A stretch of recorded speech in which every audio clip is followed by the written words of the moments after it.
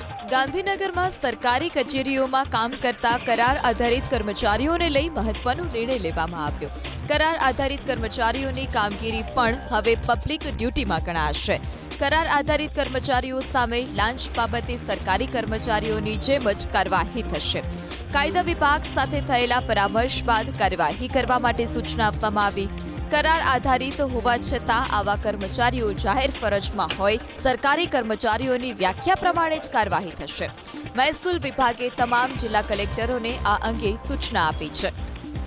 ગાંધીનગરમાં સરકારી કચેરીઓમાં કામ કરતા કરાર આધારિત કર્મચારીઓને લઈ મહત્વનો નિર્ણય લેવામાં આવ્યો. કરાર આધારિત કર્મચારીઓની કામગીરી પણ હવે પબ્લિક ડ્યુટીમાં ગણાશે. કરાર આધારિત કર્મચારીઓ સામે લાંચ બાબતે સરકારી કર્મચારીઓની જેમ જ કાર્યવાહી થશે. કાયદા વિભાગ સાથે થયેલા પરામર્શ બાદ કાર્યવાહી કરવા માટે સૂચના આપવામાં આવી.